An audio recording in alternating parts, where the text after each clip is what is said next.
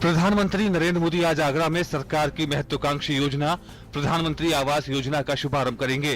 PM Modi प्रधानमंत्री आवास योजना के तहत 50 लाभार्थियों को आवंटन पत्र भी सौंपेंगे। सरकार का आवास योजना के तहत 3 वर्षों में 1 करोड़ ग्रामीणों को घर देने का लक्ष्य है। आवास योजना के तहत मिलने वाले नए भवन के लिए 1.5 लाख रुपए दिए जाएंगे। प्रधानमंत्री नरेंद्र मोदी ने कहा कि देश में स्वच्छता अभियान का दायरा बढ़ रहा है। सीमा पार की सफाई हो या फिर काले धन से भरी तिजोरियों की सफाई, सब कुछ जोर शोर से चल रहा है। ग्लोबल सिटीजन फेस्टिवल को वीडियो कॉन्फ्रेंसिंग के जरिए संबोधित करते हुए प्रधानमंत्री ने कहा कि स्वच्छता अभियान में शहरों में कचरा प्रबंधन किया जा रहा है और सरकार आगे भी आपके सहयोग की आकांक्षा रहेगी। नोटबंदी के सरकार के फैसले को 10 दिन पूरे हो चुके हैं। नकदी निकालने को लेकर हो रही लोगों की परेशानी को कम करने के लिए सरकार ने कई कदम उठाए हैं।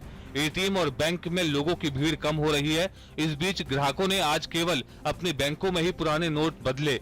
सरकार ने ये भी साफ किया कि न तो 100 और 50 रुपए के नोट बंद होने जा रहे हैं और न ही लोगों के बैंक लॉकर सील किए जाएंगे।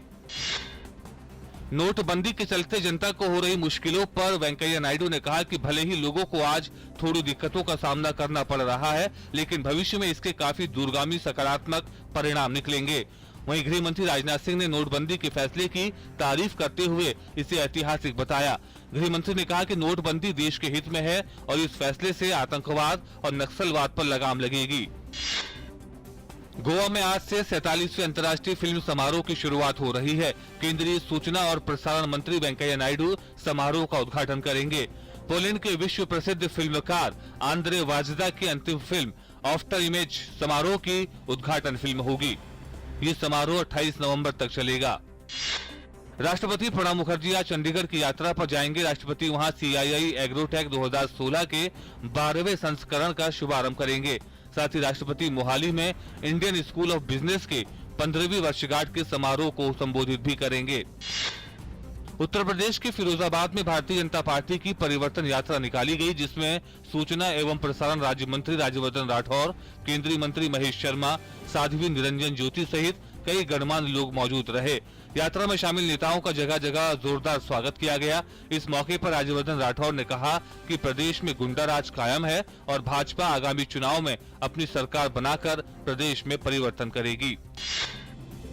छत्तीसगढ़ के नारायणपुर में सुरक्षा बलों की कार्रवाई में 5 नक्सली मारे गए हैं। शनिवार सुबह सुरक्षा बलों ने कार्रवाई करते हुए CPI माओवादी के मिलिट्री कंपनी 6 यूनिट के 5 आतंकियों को मार गिराने में सफलता हासिल की है। कार्रवाई के बाद 3 12 बोर राइफल और एक 312 बोर राइफल भी बरामद किया गया है।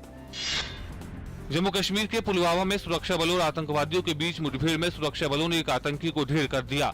सुरक्षा बलों को काकापुरा गांव में आतंकवादियों की मौजूदगी की खबर मिली थी, जिसके बाद जवानों ने आतंकवादियों को घेर लिया। इस बीच पाकिस्तान ने आज फिर संघर्ष विराम का उल्लंघन किया। पाकिस्तानी सैनिकों ने नियंत्रण रेखा पर स्थित भारतीय चौकियों पर निशाना साधते हुए गोलीबारी की।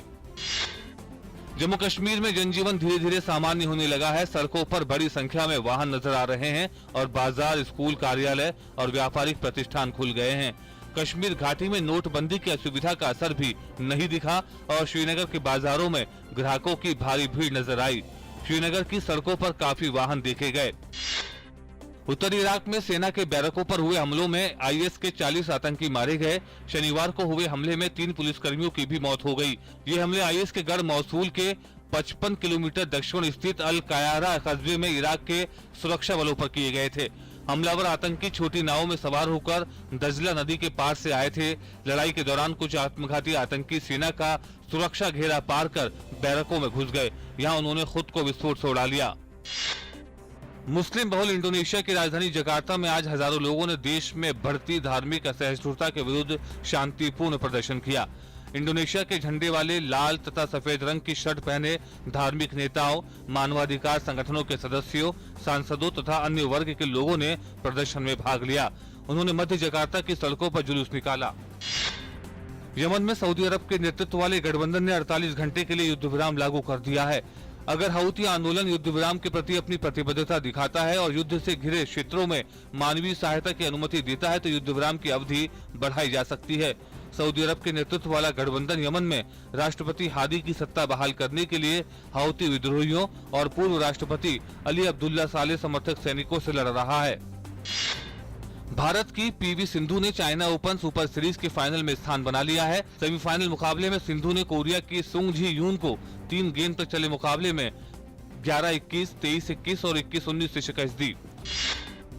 इंग्लैंड के खिलाफ 5 टेस्ट मैचों की श्रृंखला के दूसरे टेस्ट के तीसरे दिन का खेल खत्म होने पर भारत ने अपनी दूसरी पारी में 3 विकेट के नुकसान पर 98 रन बना लिए हैं। इस तरह भारत ने अब तक 298 रन की बढ़त हासिल कर ली है। कप्तान विराट कोहली 56 और रहाणे 22 रन बनाकर क्रीज पर मौजूद हैं।